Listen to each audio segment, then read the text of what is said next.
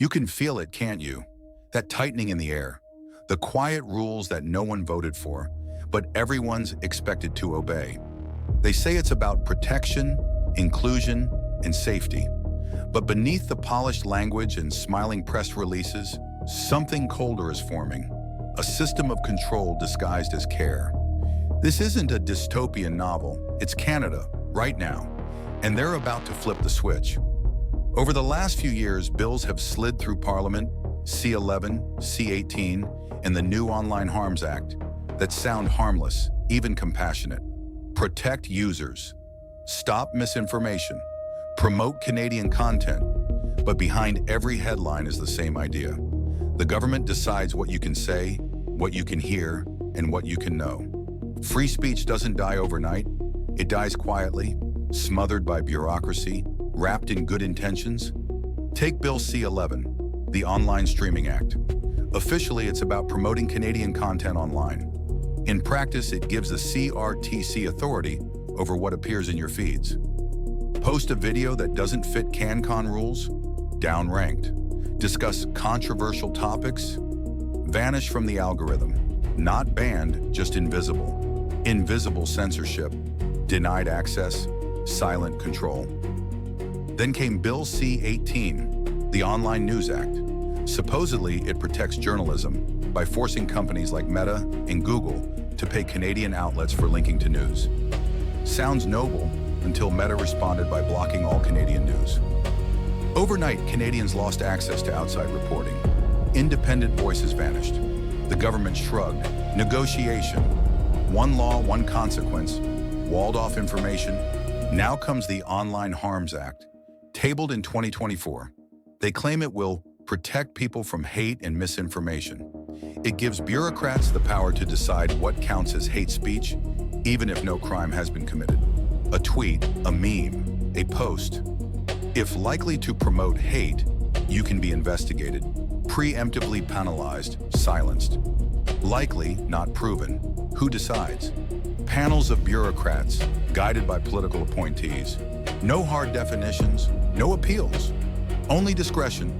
Discretion is power. Think this targets extremists? Think again. History shows every censorship law starts narrow and ends wide. Yesterday it was hate speech. Tomorrow misinformation. Next week, content that undermines trust in institutions. Phrases vague enough to mean whatever the government needs them to mean. Once they define hate, they can define truth. While you argue over party lines, the infrastructure of control is being built right beneath your feet. C11 controls what you see. C18 controls what reaches you. The Online Harms Act controls what you can say.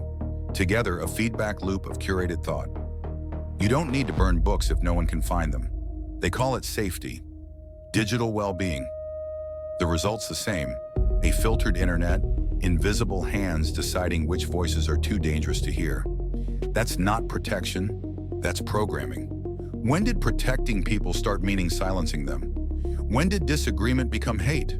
Canada once stood as a global example of civility and liberty. Now it pioneers a darker model where speech is tolerated only when it fits the narrative. Democratic tools dismantling democratic freedom, politely. You won't see police storming homes or burning books. You'll open your phone and find fewer posts from independent journalists. A link won't load. A story won't appear. Silence looks like consensus. Meanwhile, government messaging floods every platform. Stay informed. Be kind. Stop hate. Only a monster would argue. That's the trap. Even the term hate speech is engineered to shut you down. Criticism of policy, skepticism of authority, satire, even normal disagreement can suddenly be dangerous. A population afraid to speak is easier to manage. Platforms police users aggressively. AI scans text, audio, video. Fact-checking labels appear instantly on posts that challenge official narratives. Every click, every comment flows upward to the same agencies writing the rules. You don't need physical policing. You carry the surveillance device in your pocket. Every smartphone, tablet, speaker, and laptop captures patterns of behavior. Critics are dismissed as alarmists. Canada isn't China or Russia. Maybe not yet, but the mechanisms are the same. Control, curation, enforcement, the justification is always identical. We're protecting you, protecting from each other, from ideas, from yourself. Control disguised as care. And while this happens, the average person scrolls, likes, moves on. Freedom dies in apathy, not outrage. Outrage is filtered out. History reminds us, every empire that tried to control speech eventually choked on its own lies. Truth slips through cracks, always. How many will still be awake when that happens here? Once these laws solidify, everything changes. Precedent set. The government can decide what speech is harmful. That freedom is gone forever. Freedom of expression isn't a luxury. It's the firewall between citizens and the state. Canada is dismantling it, one compassionate policy at a time. Don't let politeness fool you. Behind smiles and soft words lies raw consolidation of power. They claim it's keeping people safe online. But who decides what safety is? Who decides which words are dangerous? The same people who profit from silence? We stand at the edge of a switch. Once flipped, every word online is scanned, judged, categorized, and, if inconvenient, erased. Not because it's false, but because it's inconvenient. They call it progress. I call it programming. When the last independent voice is shadow banned, the last dissenting post flagged, they'll say you're freer than ever, because now you're safe.